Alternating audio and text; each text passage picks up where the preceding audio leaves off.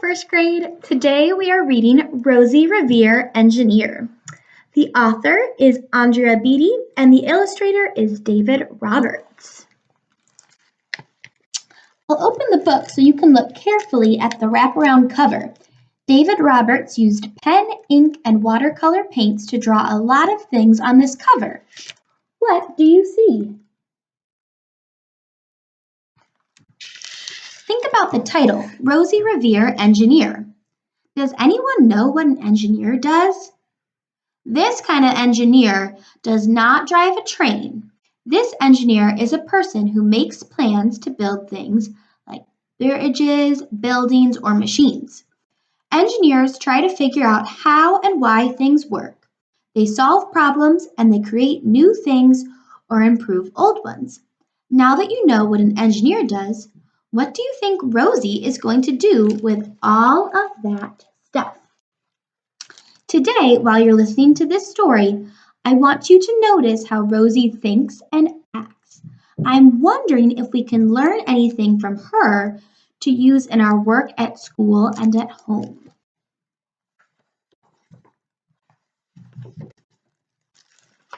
This is the story of Rosie Revere, who dreamed of becoming a great engineer. In Lila Greer's classroom at Blue River Creek, young Rosie sat shyly, not daring to speak.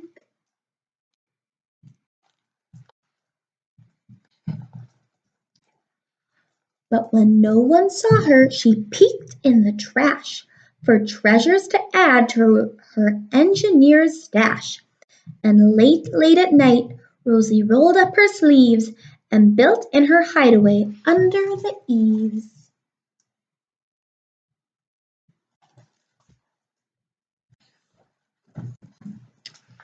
Alone in her attic, the moon high above, dear Rosie made gadgets and gizmos she loved.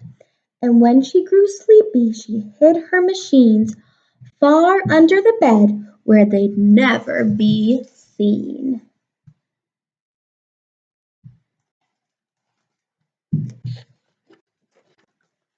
When Rosie was young, she had not been so shy. She worked with her hair swooping over one eye and made fine inventions for uncles and aunts, a hot dog dispenser and helium pants.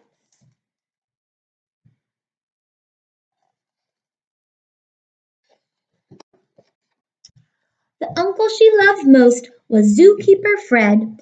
She made him a hat to keep snakes off his head. From parts of a fan and some cheddar cheese spray, which everyone knows keeps the pythons away.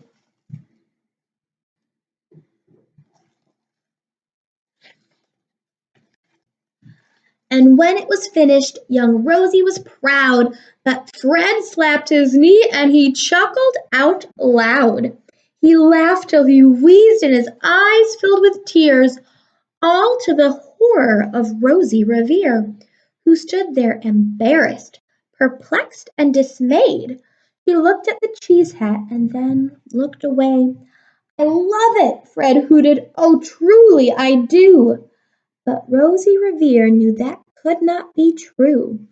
She stuck the cheese hat on the back of her shelf, and after that day kept her dreams to herself. How did Uncle Fred make Rosie feel? What do you think she's going to do next?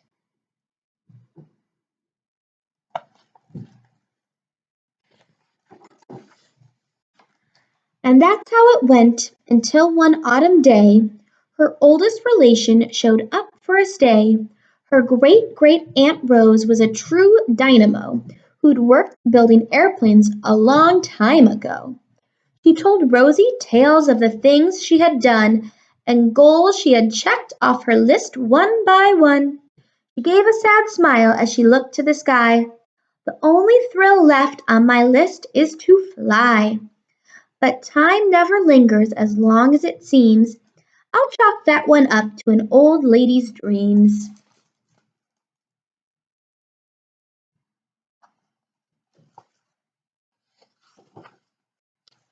That night, as Rosie lay wide-eyed in bed, a daring idea crept into her head. Could she build a gizmo to help her aunt fly? She looked at the cheese hat and said, "No, not I." But questions are tricky, and some hold on tight, and this one kept Rosie awake through the night. So when dawn approached and red streaks lit the sky, young Rosie knew just how to make her aunt fly.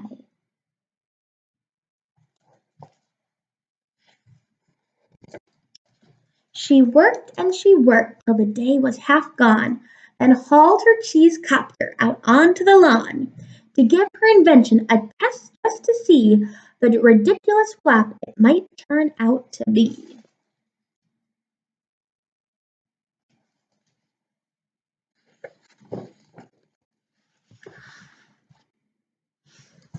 Strapped into the cockpit, she flipped on the switch. The Helio cheese copter sputtered and twitched. It floated a moment and whirled round and round, then froze for a heartbeat and crashed to the ground.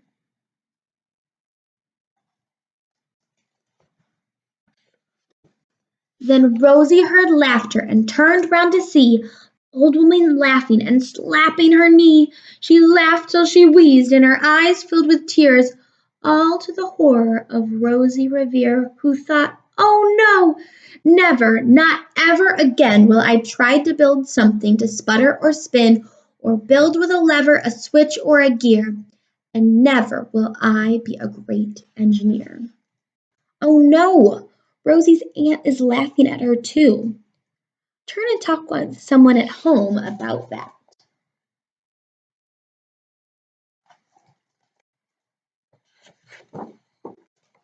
She turned round to leave, but then great great Aunt Rose grabbed hold of young Rosie and pulled her in close, and hugged her and kissed her and started to cry. "You did it! Hooray! It's the perfect first try.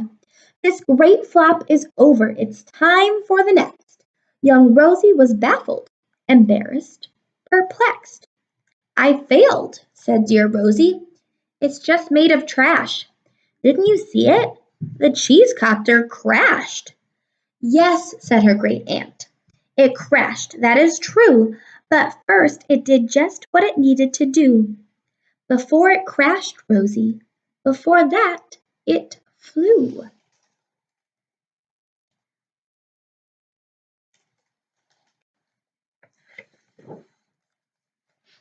Your brilliant first flop was a raging success. Come on, let's get busy and on to the next.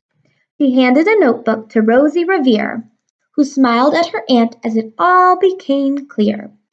Life might have its failures, but this was not it. The only true failure can come if you quit.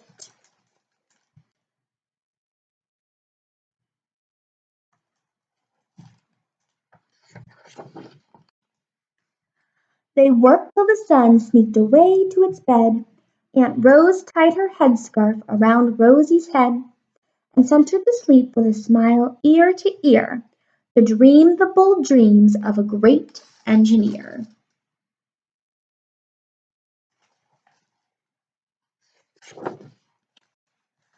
At Blue River Creek all the kids in grade 2 build gizmos and gadgets and doohickeys too.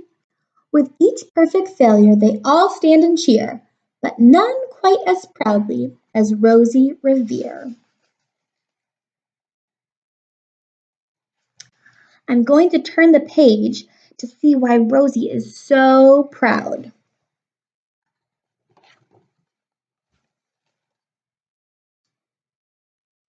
Why do you think Rosie is so proud? That is the end of our story. Thanks for reading today. I have a couple of discussion questions for you to think about or talk about at home. How many of you use your eraser when you're writing or drawing?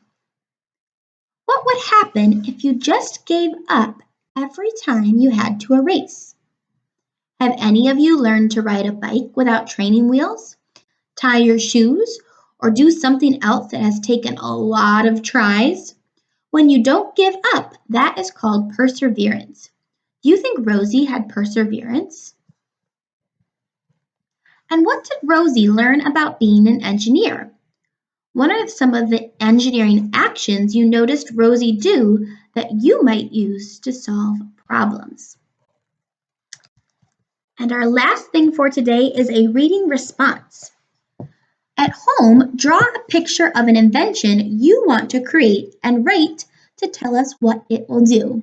We look forward to seeing what you come up with. Thanks for joining us today to read Rosie Revere, Engineer. Have a great day.